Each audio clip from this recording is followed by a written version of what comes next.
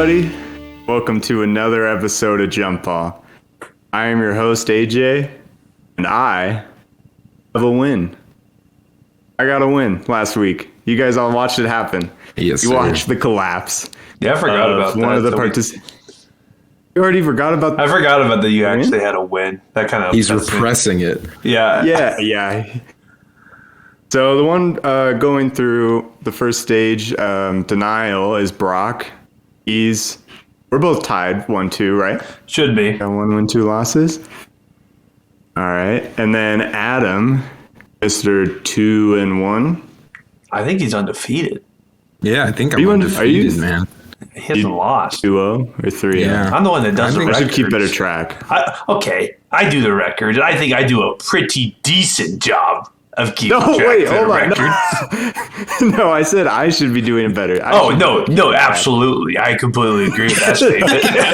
Okay.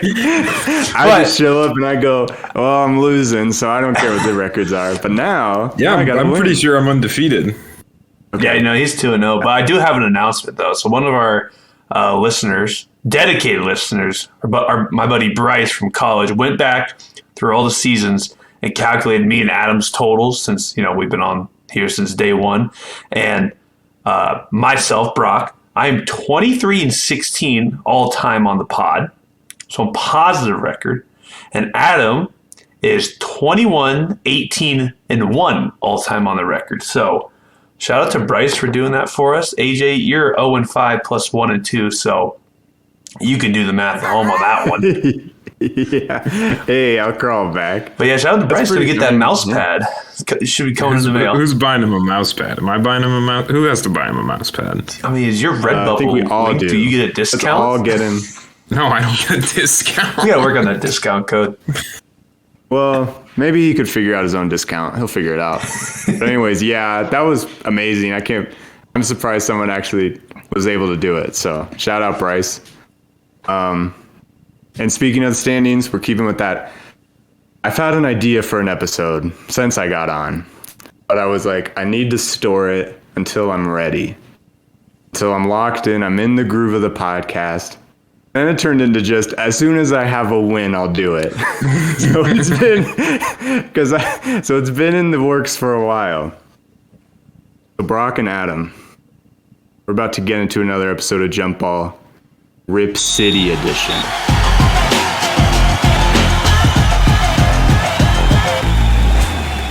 Why did it have to wait till you got a win to talk about the Blazers? Because I felt like I needed to be able to do it justice. I needed to get my bearings of how to create the episode. And then I was losing so much, I just put that as the stamp. So now we're here. He didn't want his precious little Blazers to be associated with such vicious losing. That's what they do. They lose. Well, we're going to get into that because I think they've had their ups. They've had their downs. They've had their mediocrity. Quite a bit of mediocrity. But, okay. Hey, boys, ready?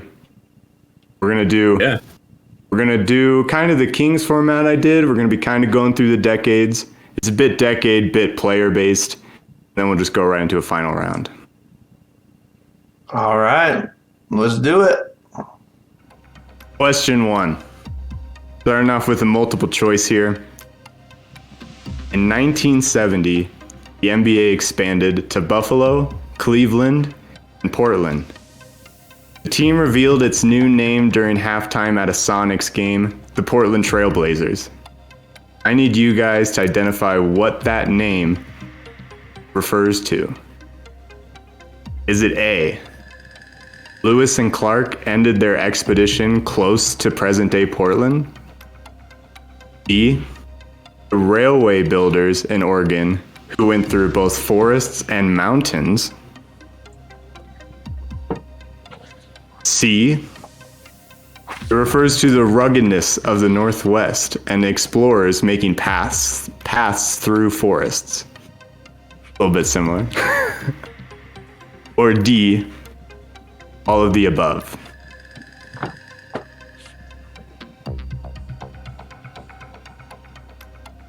I'm locked.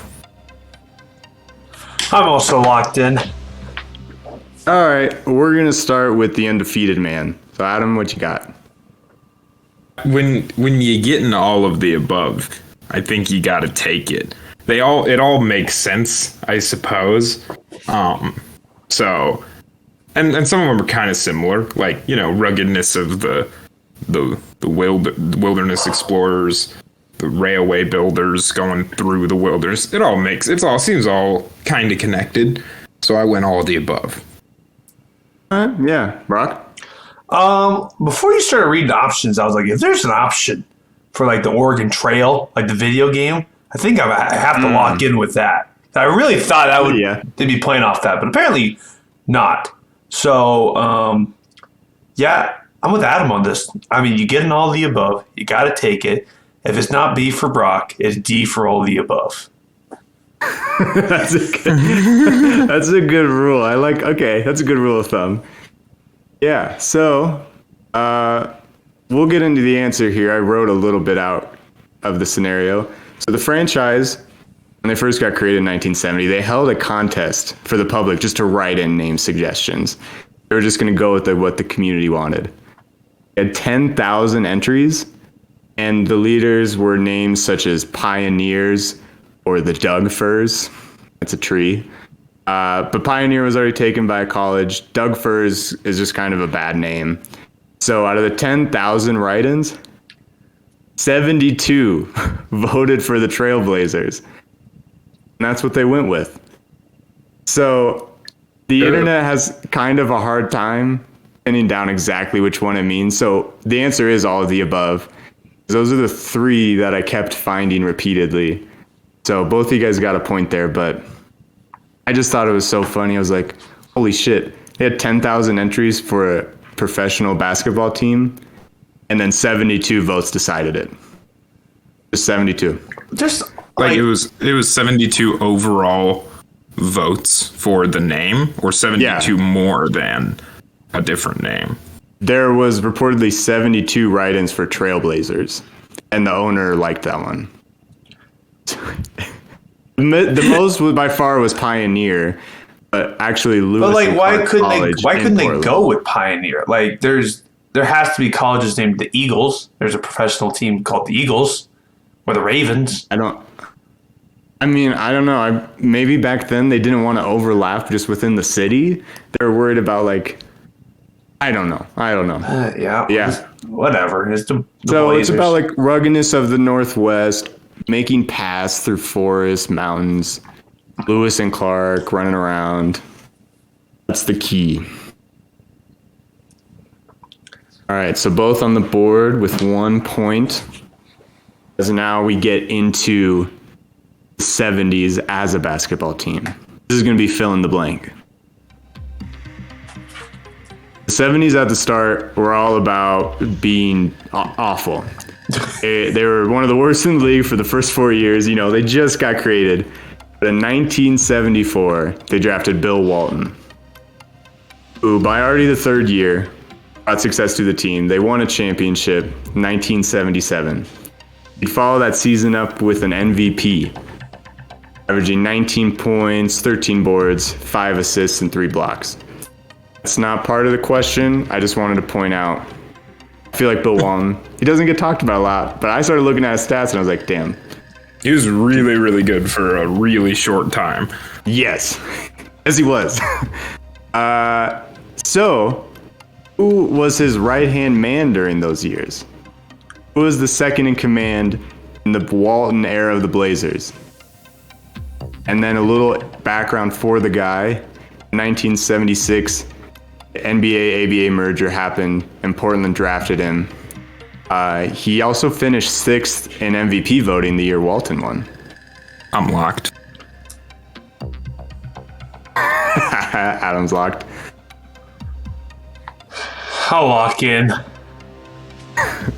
Okay, that's a good side, Brock, because you get to go first this round. So It's terrific. 1974. I can't say I'm familiar with anyone from that era that played with Bill Walton on the Blazers. So, I just went with a guy that I know played for the Blazers. Definitely did play with Bill Walton. But they would have been a really good dynamic duo if they did, and that's Kevin Duckworth. Okay. We're already bringing up the duck in question. I mean, 1974 Blazers. Who's really paying attention to them? I knew who this guy was, but I guess, Well, as a Blazers fan, I hope you would. Adam, what'd you put? Yeah, Bill Walton wasn't scoring all the points. He was a good scorer, but he was a consistent big man and was known for his outlet passes to a certain wing player that started his career in the ABA for the St. Louis, whatever St. Louis team was in the ABA. I can't remember their mascot, but that's Maurice Lucas. Adam, with the point. It was Maurice Lucas. He actually came over from the Kentucky Colonels. But He played for St. Louis. He might have spent there and then like a season in Kentucky. I don't know. Just going on right. Basketball reference. Yeah. Yeah. So like Adam already was saying, the team was really spread out scoring wise. The Bills' highest scoring season was only 18.9. Lucas had 20.2, so was actually scoring more than Walton. He left after 1980, Maurice Lucas, and then bounced around the league until 1988. Walton, I actually didn't know this about Walton though. Did you guys know he got injured there in Portland, and then he didn't like the medical treatment he was receiving. So in 1979, I think it was, he just straight up requested a trade to like 4 different teams. He said he wanted to go to. I knew he left the Blazers eventually, but I didn't know how or why. I didn't know it was such a bad ending, and also to request a trade all the way back in the 70s. I feel like that never happened. Yeah, it is weird. Yeah. And Brock looks confused, probably why he's losing. Okay. Losing by a point. A singular point. Don't worry. To Mercedes Lewis. Was that his name? No. That's a tight end. Yeah, Mercedes Lewis. Well, don't worry, Brock. There's plenty of points left on the board, okay? Don't give me that spiel. Don't worry about it. All right. Jump into the 80s. Welcome to the 80s in Portland, where playoff appearances occurred every year besides 1982. But early on, they never made it past the semis, so pretty similar to what they've done recently. Shocking. Early 80s names, just for fun, were names like Fat Lever, Michael Thompson, and Jim Paxson. But through additions in the draft and some very small but smart trades, aka Kevin Duckworth, got over the hump and made it to the finals at the end of the decade, in 89-90 season. Can you name me your starting 5 for that regular season? Bonus points in order of points per game. Oh.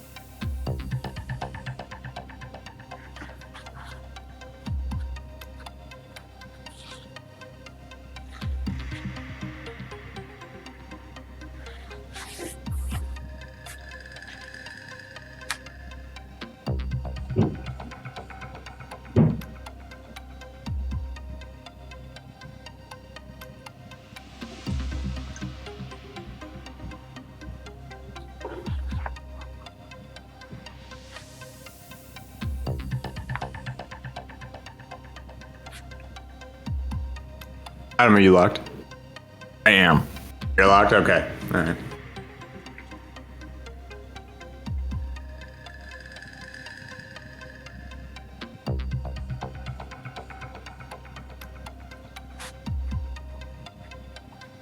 I'm also locked in. Okay. Starting 5 in the 1989-1990 Portland Trailblazers. Adam, we're going to you. All right. I feel good. I feel good about all of them except one that maybe wasn't starting. But in order of most to fewest points from the starting lineup, we got Clyde Drexler. At number 2, I put small forward Jerome Kersey. Number 3, I went with the point guard Terry Porter. Number 4, big man in the middle, Kevin Duckworth. And then number 5, not sure if he was a starting power forward, but I went Uncle Cliffy, Cliff Robinson. Okay. All right, Brock. Almost identical list. I did not have Cliff, but mine from highest points to lowest points goes Clyde. Then I went Terry Porter. Then I went Jerome Kersey. Then I went Kevin Duckworth. And then I could not come up with Cliff Robinson, so I went with Buck Williams because I know he was somewhere. It's around also, yeah. And I think Truck Robinson was also around. Too many Robinsons. So it's Cliff Robinson or I forgot Truck Robinson or Chuck, whatever you said. Buck Williams. Buck Williams. There's too many similar names. Okay, let me just. One of you guys did really well. I'll tell you that. So let's go through the order. Number 1, Clyde, easy. He averaged 23.3. Number 2, Terry Porter, averaging 17.6. Number 3, discrediting him a little bit, Kevin Duckworth, 16.2. Third? Wow. Oh, it makes sense though, because number 4 was Duck was at 16.2. Jerome Kersey was at 16.0. So it was a point. Barely, too. yeah. Barely. And then number 5 rounding it out was actually Buck Williams at 13.6. Let's go. So Brock got 8 points that round to Adam's 5, putting it Brock 9, Adam's 7. Don't worry, Adam. A lot of points left in the episode. You're not hosting. Also, Cliff Robinson, that was a good guess. I think he definitely had quite a bit of starts, I think, in the playoffs. I remember. He was around. I just couldn't remember who was starting. So quickly before we move on, just to keep with the little timeline, the Blazers did lose that finals in 5 games against the Pistons, but as we talk about in the Duckworth Deep Pull episode, the series was way closer than you would think. 3 of the 5 games were decided by a single possession, another one by 2 possessions. Only 1 game was decided by more than 6 points. So it was close. They were almost there. But they're the Portland Trailblazers, so didn't quite get it. They never really do they? Never really get over that hump. Maybe not. All right. Question 4. We're in the 90s. So they get to the finals 89-90.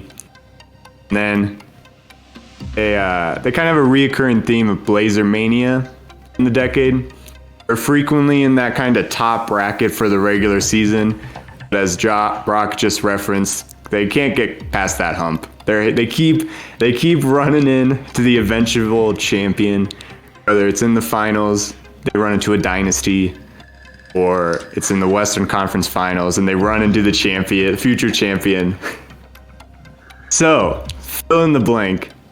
I need you guys to tell me what were the other 3 eventual champions they faced in the NBA Finals / Western Conference Finals of the decade. These are either like the dynasties they ran into, or just that like future champion they meet in the conference finals. What are the humps that they can't get over?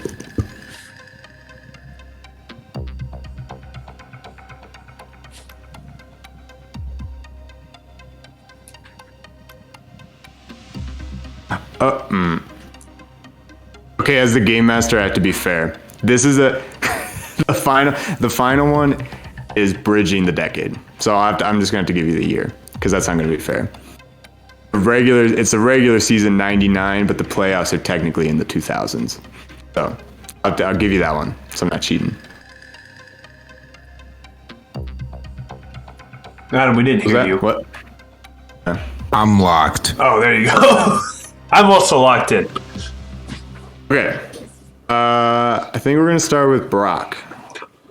All right. So my three teams.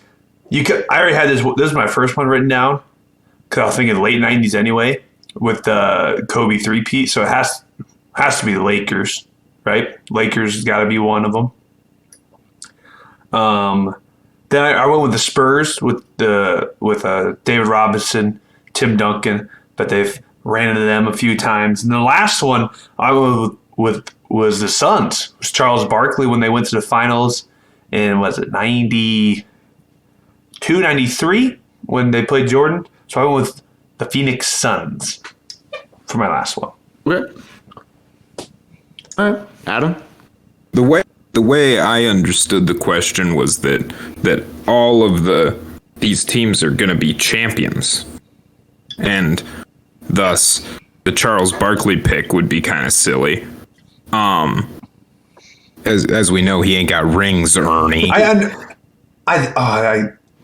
Yeah, it was. It's the eventual. So it's either like the dynasties they ran into the finals, or the champions they run into in the Western Conference, where it's like I wasn't listening. Finals. I wasn't listening that close. It's okay. It was a bit weird question. Well, I think I got it right. So I would like to submit that we have the Bulls. They won a lot of championships in the 90s. They're a dynasty that I believe the Blazers lost to in the finals once. We have the Rockets, who they would have lost to in the Western Conference playoffs. And then also the Spurs with young Timmy D and old Davy Robbie. Do people call him that? No one calls him that. Davy Robbie. Davy Robbie. No one calls him that. Stop. The Admiral Davy Robbie.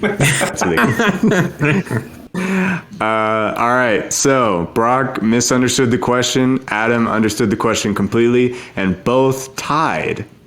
Walked away 2 points. Yeah. So, Idiot. 1992. Blazers meet Bulls in the finals. They lose in 6, so Adam got that one. Fair enough. Then we go all the way to 1999, so we're actually skipping over the Rockets. We don't technically run into them like the conference finals, blah, blah, blah, They run into the Spurs in 1999 with Davy Robbie. That one was a sweep. That one wasn't that close.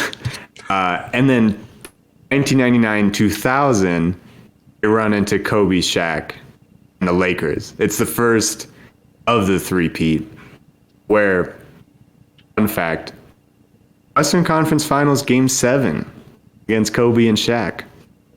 A tight series. I always see... And some people... Close. Some people have some interesting conspiratorial thoughts about that series and the officiating of that series. It's that one and the Lakers-Kings one later on? Oh, Yeah. I didn't know about that. But you do get the iconic alley-oop, Kobe Shaq alley-oop against the Blazers. It's probably the most played Blazers highlight of all time. Is, Shaq dunking on them. Yeah, thanks. That's really cool. Yeah, all right. So Brock with 11, Adam with 9, and throwing massive disrespect at game host. I think it's just facts. Name me another highly played Blazers highlight. Brandon Roy's What had about a Clyde? few. What about Clyde steals the ball? That's Larry. I think that's Larry steals the ball. Oh, it's And we've been over that. Havlicek steals the ball. Everyone knows Havlicek that. never stole anything. What are you talking about? He's He- glam. That's so Rick Barry. I'd possibly argue that Lillard shot over the Thunder. That might be. That's possible. That's a good one. Yeah, that one's pretty crazy. Yeah, what'd they do? What happened after that? What'd they do after that huge win? Yeah, tons of momentum. Yeah, nothing. I can Yeah. tell you that. They did nothing. They never do. Well, it was a great shot. It was a great. The shot was sick. Anyways, moving on. We're going into the 2000s. And Rip City gets a very unfortunate nickname, Jailblazers. Oh, So, it's tough. decade of the 2000s, when I was researching this, honestly was really hard to try to summarize into a single question. Kind of like, you got two sides. You got one side with the Jailblazers. It's just an incredibly dysfunctional group. They're still surprisingly high in the standings, but they're just getting into legal trouble. They're fighting with each other. They're arguing the entire time. Now on the other side, you got Brandon Roy, LaMarcus Aldridge, towards the later half of the decade, where they're starting to turn things around. So it's really hard to try to choose which to focus on. So I tried to mix them with 3 truths and a lie. You're gonna identify the lie. Brock did it the other episode and I loved it. I was like, this is so fun. Okay, I'm gonna do it. I'm gonna read you 4 statements. You tell me which one is the lie. Statement 1. 2001, a Blazer broke his previous league record of technical fouls with 41 in a season. 2002, a Blazer told the press the team does not care about the fans. They could care less. Statement 3. 2005, Blazer was charged with animal abuse for running dogfights in their home. And then the final statement. The 2006-2007 season, 2 rookie Blazers led the franchise back to the playoffs.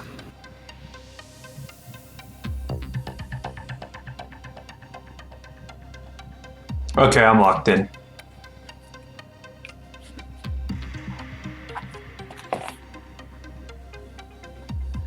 Rock is locked.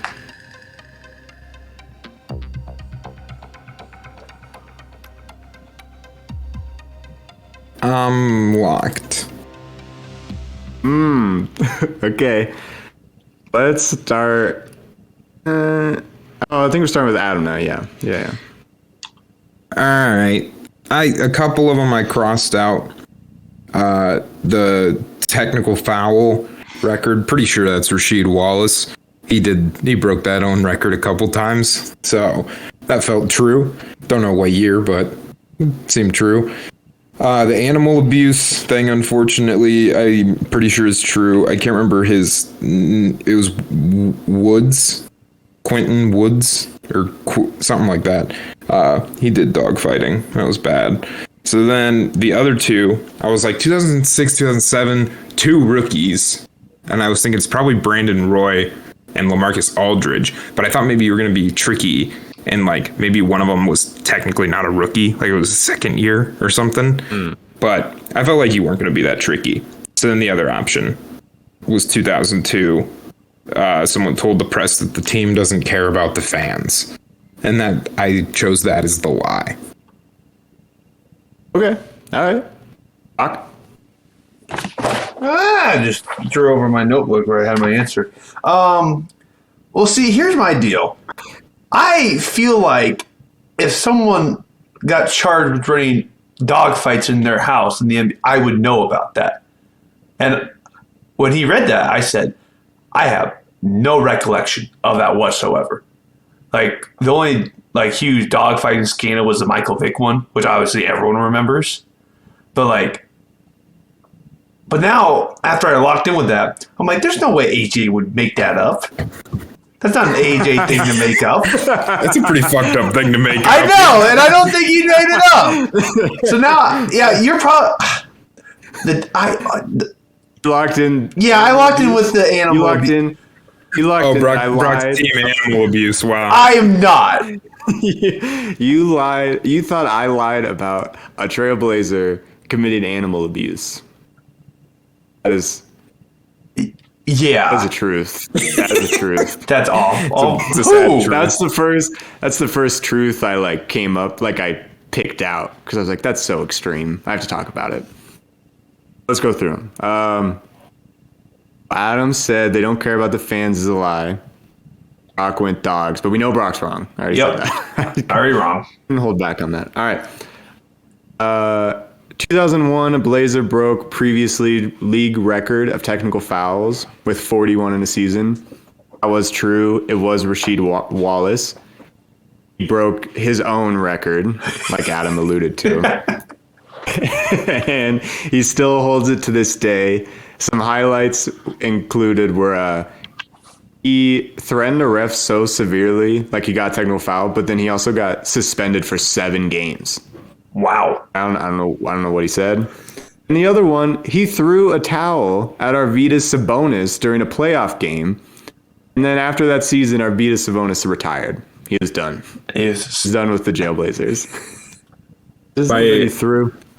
My favorite one is one that gets shown a lot, where Rasheed's just staring at one of the refs, and then the ref's like, "Stop looking at me, Sheed." And then he just keeps looking at him, and then eventually goes, "Whack! You're out. He's out." And then Steve Smith comes over. He's like, "He didn't do anything. He was looking at me. I told him to stop looking at me." That is a good one. Yeah, He just looked at you, man. Yeah. He just was looking at you. I just whack! You're out. He's out. Yeah. I mean, 41 in a season. That's going to be tough to beat. That's a lot. Fouls. I think it's impossible to break now because they've instituted new rules that, like, once you get your 5th technical foul or your 10th technical foul, then it's like automatic suspensions for games. So I think somebody did the math and they like found out that you could break the record, but you'd have to like literally get every technical foul possible at the exact correct time to allow you to play the most games possible. And beat it by like 1 or 2 games or fouls. Yeah. So the other truth, dogfighting, it was Quintel Woods. Quintel. He was given 80 hours of community service, was suspended by the team, and then just dropped. He was just dropped. He wasn't on the team anymore. Actually did get picked up by other teams, though. He went to the Nets, I think for the Knicks, for just a little bit, and then he just wasn't doing anything, so they dropped him too. Do I say it?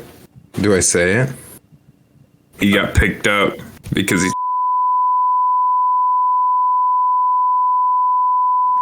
Oh, because of the dog fighting animal abuse. I'll bleep it. I'm gonna cut that out. Yeah, you don't feel good about that now, do you? Well, are you gonna cut that out? How many times do we have to reference it for you not to cut it out? Don't worry about it.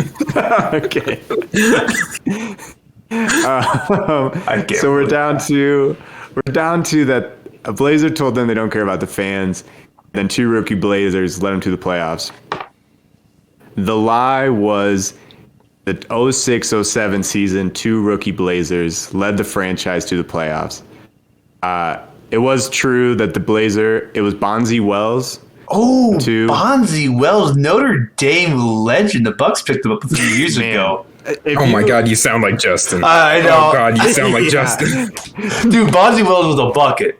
He was. Stop. He was. Oh my God, I sound like Justin. I mean, I don't know. I guess they actually did well. That's the thing about the Trailblazers. They were surprisingly well. But yeah, so he had an interview with the press at one point, and he just said, "We're not really going to worry about what the hell the fans think about us. They don't really matter to us." And he kept going on about it. He was fined $50,000. Yeah. And then 06-07, they were actually both rookies, Roy and Aldridge. I wasn't trying to trick or anything. The trick was just didn't make a playoff for another 2 or 3 seasons. Would re-enter the playoffs in 08-09. So they weren't like total hot shots right away. That was kind of the... I stand corrected. Bonzi Wells did not go to Notre Dame. He went to Ball State. You're a hack. You're a hack and a fraud. Adam, I think. Don't edit this. The only reason I thought it was Notre Dame because I remember him playing for the Kings, and they wore those like stupid gold like bronze jerseys. So associate that with Notre Dame. But no, yeah. He was good. That's your at fun one point. Bonzi fact of the day. Yeah, Bonzi Wells. Not good at Ball Notre State Dame. alum. Ball State. Oh man, so actually neither got the point. Neither. The Blazers don't Go care for it. about their fans. I knew that. That one I already knew. No, it was just Bonzi. It was just that era. And so they so the Trailblazers collapsed in 04, and then they got Roy and everything. But the Blazers missing the playoffs in 04 broke a 21-year streak of making playoffs. Pretty good. It was quite a bit of first-round exits. I won't lie, but they were still there. They were around 21 years. That is pretty impressive. I'll give that It is to you. impressive, right? Relevancy for 21 years. Just Talked about. so average. Just so mediocre for so long.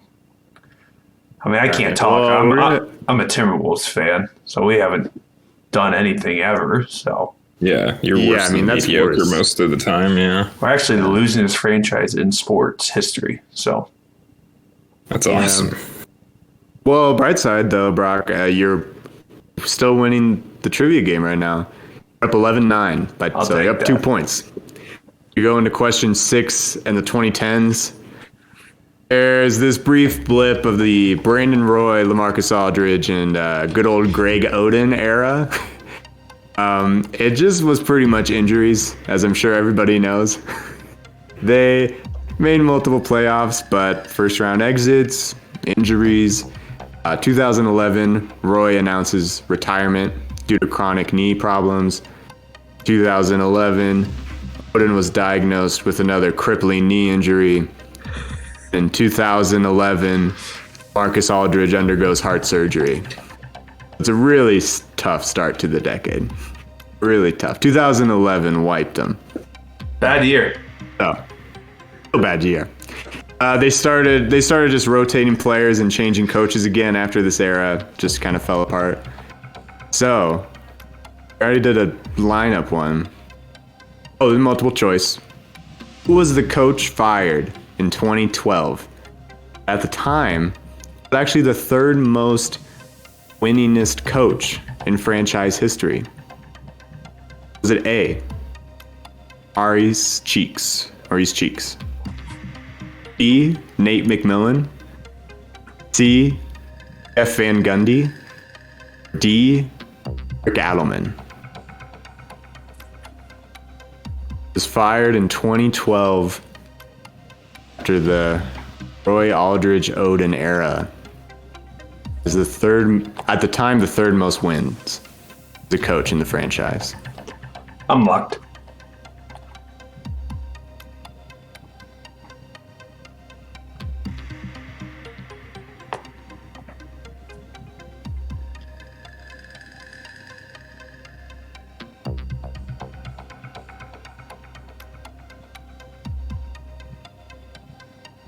I'm locked.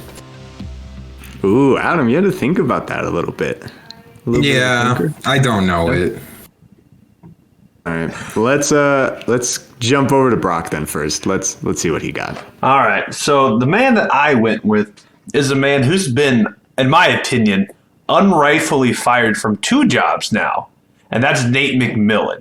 He is a good coach. I feel he got fired from the Blazers, and then he also, when he was with the Pacers, also got fired. He's a good coach, and now he's just in Atlanta dealing with Trae Young's all that stuff going down there. So Nate McMillan is a good guy, good coach. I mean, not much more else I could say about Nate McMillan.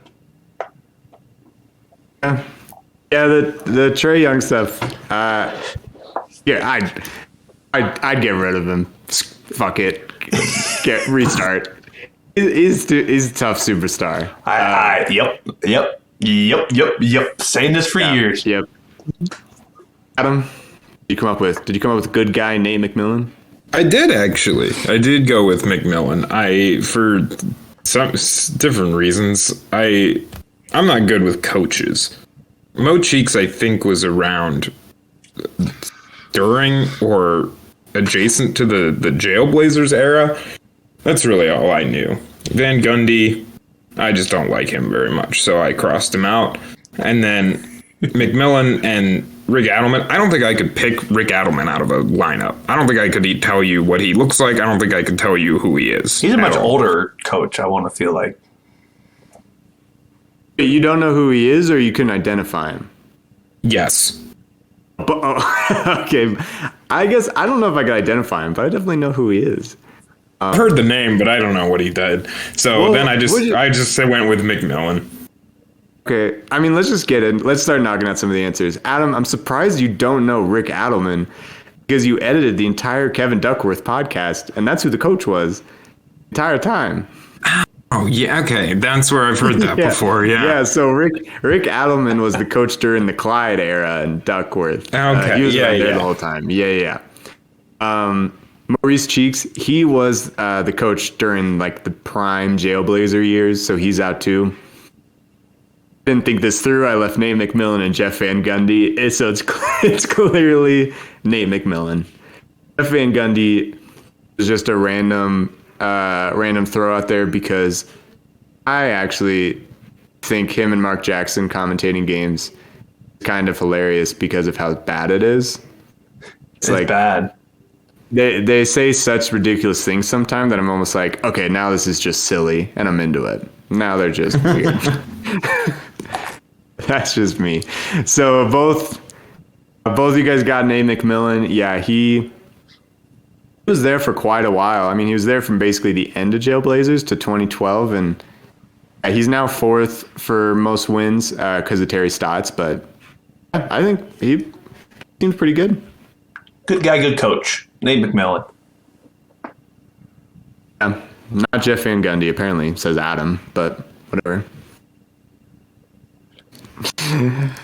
So that gives us, both got it right, so that puts 12-10 with Brock in the lead. We go into the final question of the round. 2020s. Simultaneously just the Dame era. Franchise gets Damian Lillard in 2012. But arguably have the results changed that much? We're not sure. The science is out. That is still out on that one. The Portland went on an 8-year playoff run with Dame. The conference finals appearance. But now they're back in no man's land. I don't even know. I think they're like 12th right now in the standings. It's horrible. The West is wild right now. Everyone's like floating around 500, a little above, a little below. It's wild right now. The Kings are in like third. Oh yeah, Beam Team. Beam Team. I'm not going to focus on the no man's land right now. Okay? I'm not going to mention how Damian Lillard is now just the 5th player in NBA history to have multiple 60-point games. I mean, we're going to go over all the Dame stats. Apparently no one cares about them. But we're going to go back to 2019 in the conference finals. Blazers finished 3rd in the West. They lose to the Warriors. A tougher series again than what people give it credit for. 2019 regular season. Can you name me their starting 5 in order of points? 2019 season? A 2018-2019 regular season. Not the playoffs. Oh.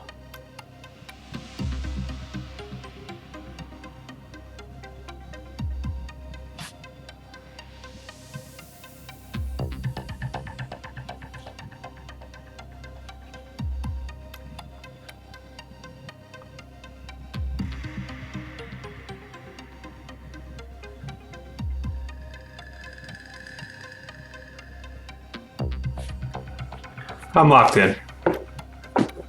Ooh, Brock is locked. Is it? I get a bonus point if I have it in the correct order of scoring, correct? Okay. Adam, a lot of points here, man. You're only down by 2.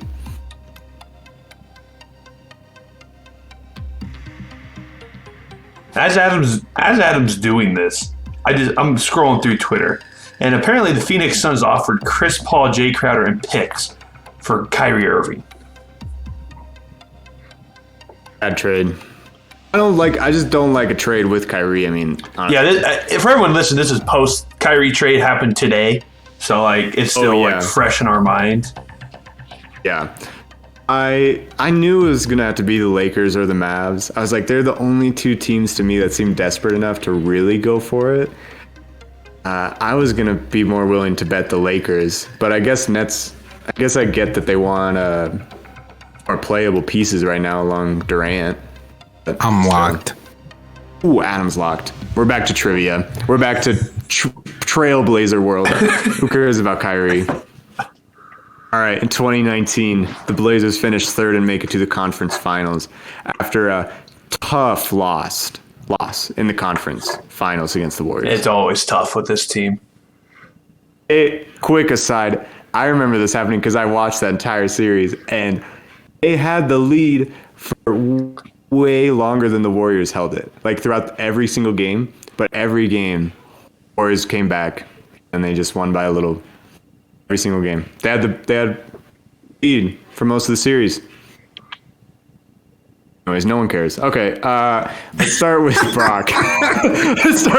No one. I'm proud of the Blazers, man. I'm proud of them for trying. No, that's fine. I'm not. Adam. That's fine. Brock, go through your list. All right. So the list has to start off with Dame number 1. Has to. Number 2 is going to be CJ. 3, I went Nurk. 5, I went Enes Kanter. I feel like this is a time period where they like ran 2 centers. So I went Kanter. Fourth? Yeah, Kanter at 4. Okay. And then Al-Farouq Aminu at 5. Okay. Adam? Similar, but different. Same, but different. Same, but different. We also have Dame, and then CJ, and then Nurk, and then for 4th, I put Jake Layman. He was kind of a gunner for a little bit, I felt. I don't know if he was starting. I remember him being around. I remember he had some good games. And then I had Layman. Then I had some names written down. Do you mean are you thinking of Zach Collins? Like Jake Layman, has he ever been a gunner? Ever? He's a gunner. We'll get into it. There was a stretch where AJ was talking a lot about Jake Layman. We agreed probably a couple months ago in our group chat that I could beat Jake Layman one-on-one. Maybe that's what it was. We can't get into this. That was a moment of weakness by me. AJ said I could beat Jake Layman one-on-one. Brock was really, really pushing for it, and eventually I was just like, "Fine, I guess you maybe." I mean, he's a wolf. He was a wolf last year. He was a wolf last year. All right. Well, I don't like that pick anymore, but I said it. So. I would hate that pick. So I take back that Brock could definitely not beat Jay Layman. Let the record show. I don't actually think that. He was just really mining for it. All right, okay, fine. So you got Jake Layman 4, and then what's 5? That's unbelievable. And then I had a lot of names written down. Myers Leonard was around. I thought maybe Myers Leonard before he said slurs on the internet. Yeah.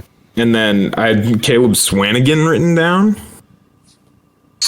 But that's not right. I didn't do that. And then I decided on the Chief, Al-Farouq Aminu. Gotta go. Oh, you didn't go Myers. Oh, you went Al-Farouq. Okay. I went Al-Farouq, yeah. Okay.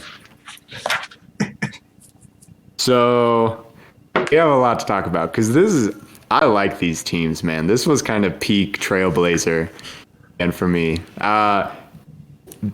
obviously, I knew the top 3 were going to be easy.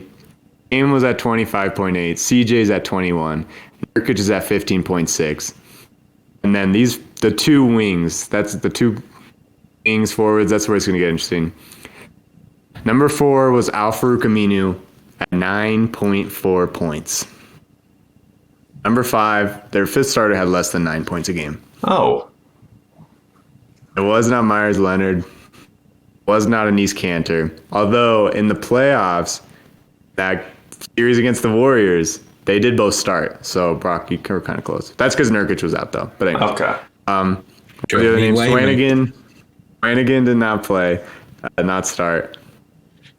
Jake Layman was actually 6th in starts for that season.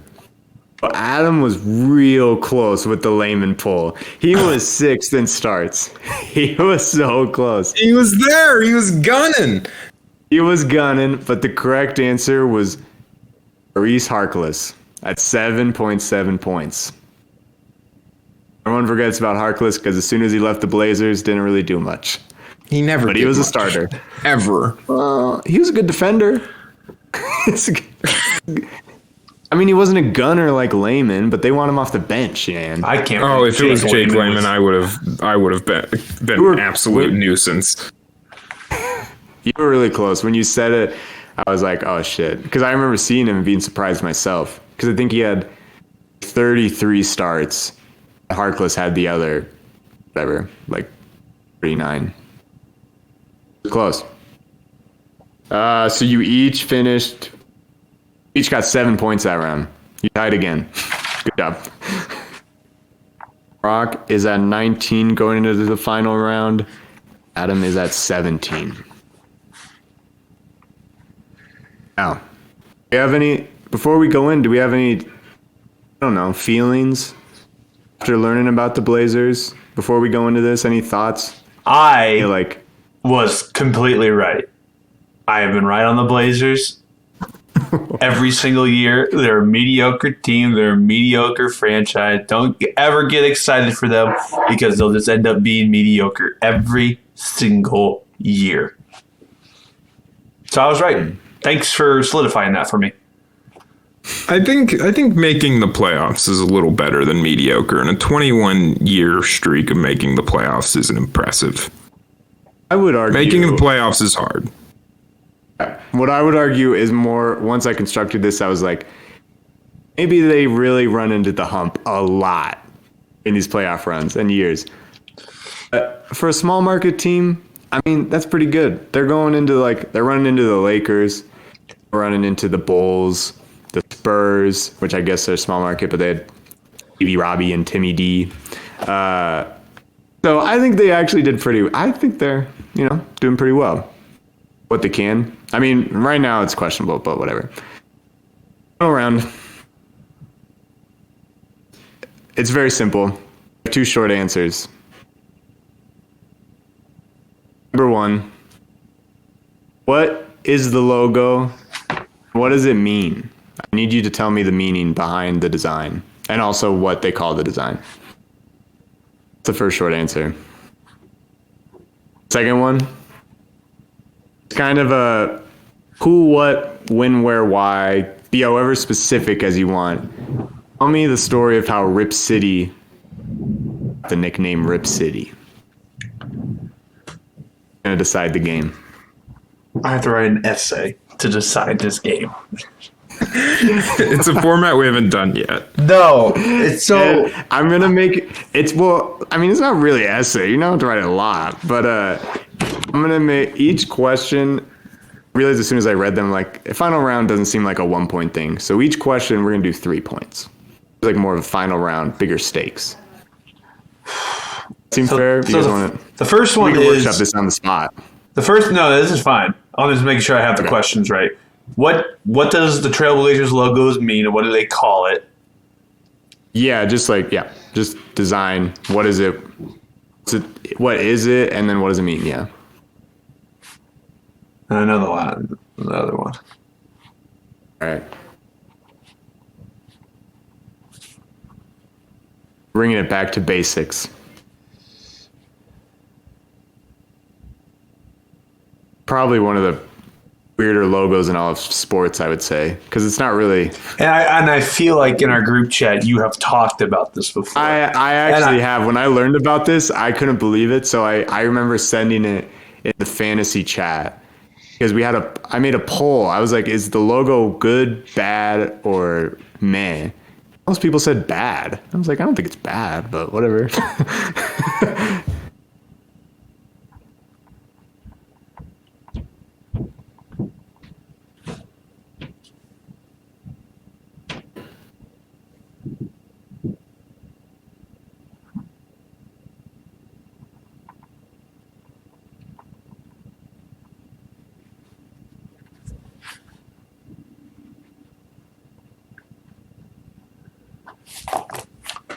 I'm locked in. Oh, okay. Nice. It's a quick essay. Oh, I got to my thesis statement very quick. Nice. Okay.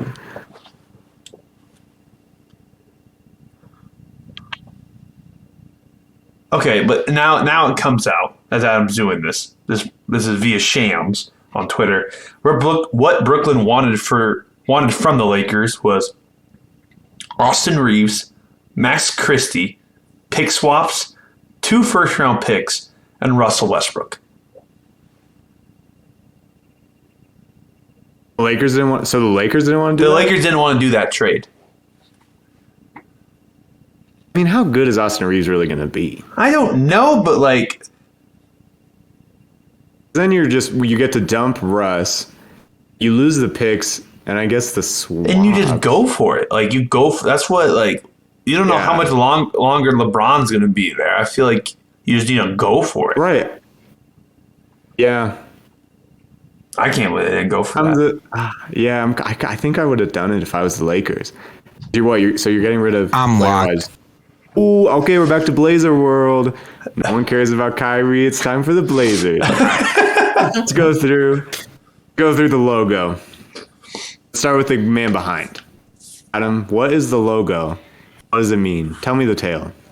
This one I was really struggling with because I had heard it either from you, like we said, or I want to say I watched like a video breaking down all the logos and what they mean or something, and I can just remember that it's like things conjoining in the middle. Like it's like 6 or 7 on each side, and then they like conjoin in the middle, and like they kind of grab each other in the middle. So I couldn't remember what the things were.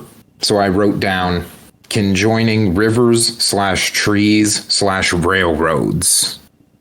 Oh, you know what? Okay. I see the pull from how he named the team. Okay. Yeah, and then I said I didn't know what it was called, so I guessed that it was called the spike ball. The spike ball. I really. Okay. I don't know why I think that's so funny, but it doesn't. To me, there's no spikes. I guess so. It's just a spike. It kind of comes out. Ball. Spike ball and things are grabbing each other, but we're not sure. All right, we also might have to workshop how we grade this because I don't want to just give 0 points to everybody unless Brock crushed it. I crushed it. Okay, what you got? My flawless answer. So, Blazers logo. What does it mean? And I was thinking like nature. I was thinking like valleys, maybe some cricks. But then I realized, like, what does the Blazers logo mean? Maybe not just to them, but what does it mean to me? And it means mediocrity. No, this is not right. And what do they call it? They call it the spiral pinwheel of mediocrity. You were so close, Brock. They call it the pinwheel.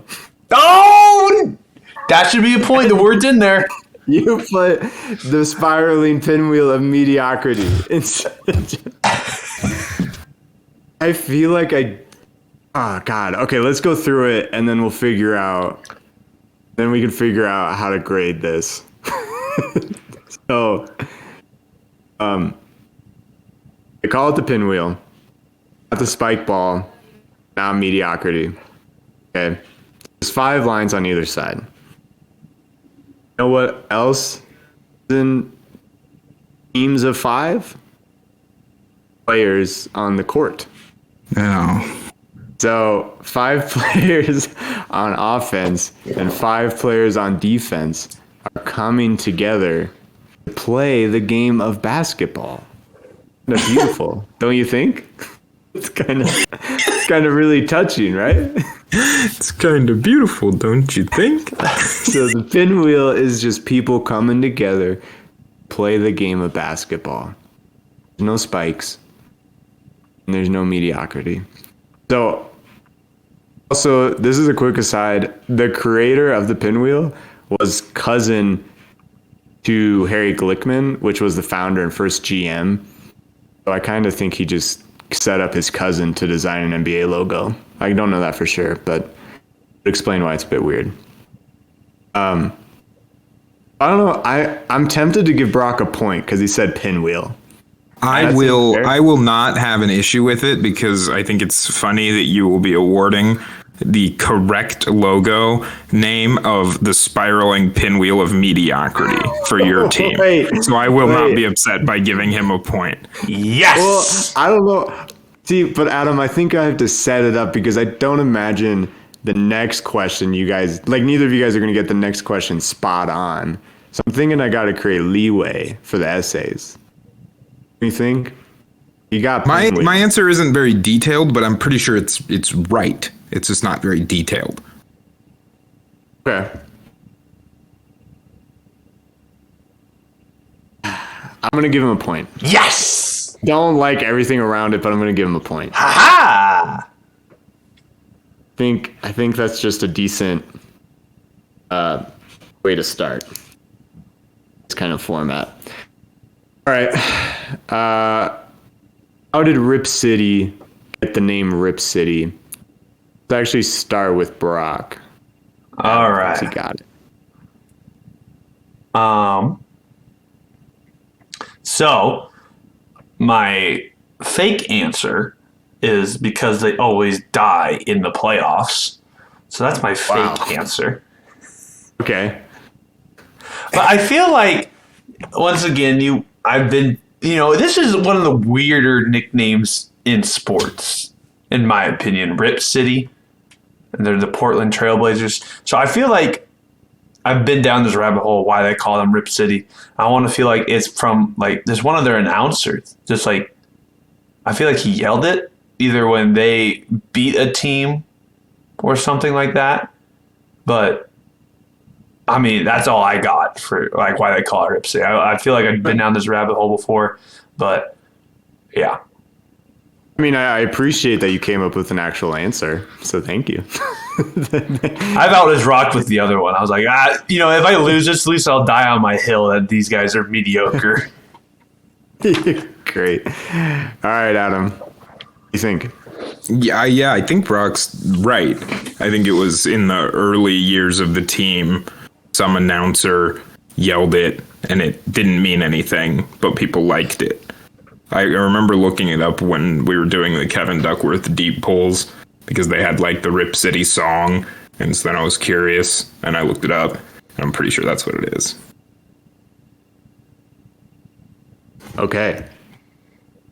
So let's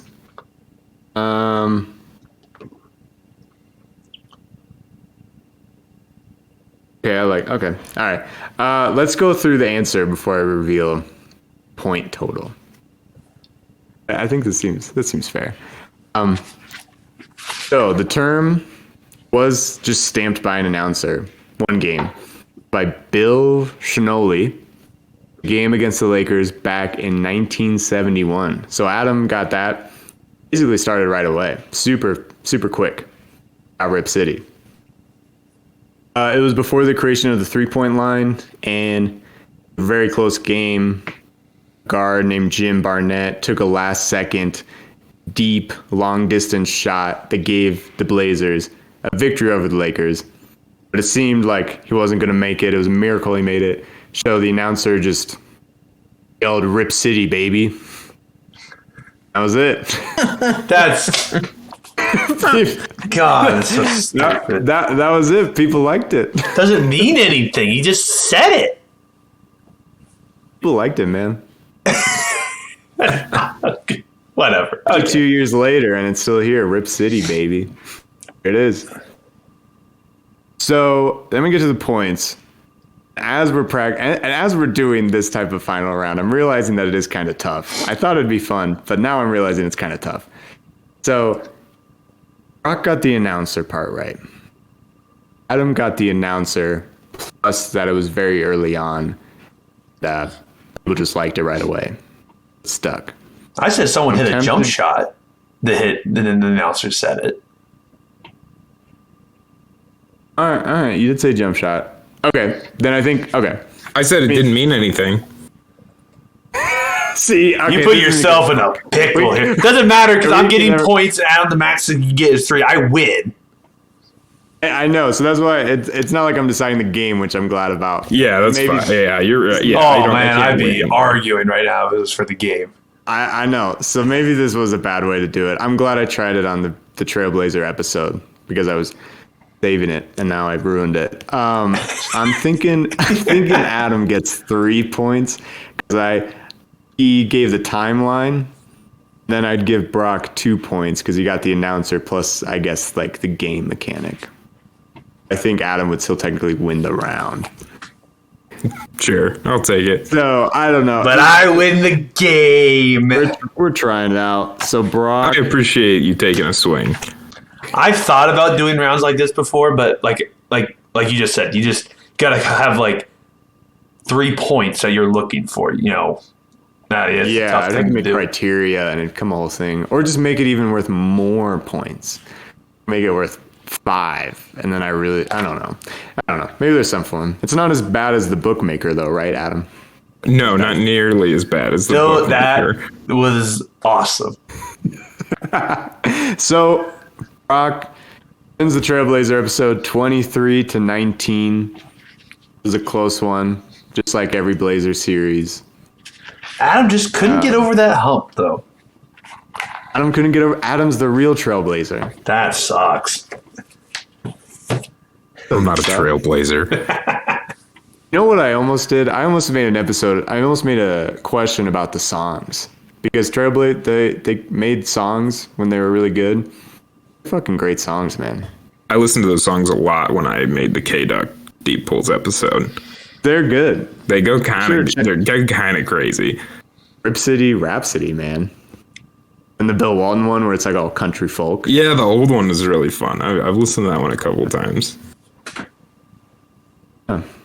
So, I guess that's the episode. That's the Trailblazer episode. Hope everyone learned something.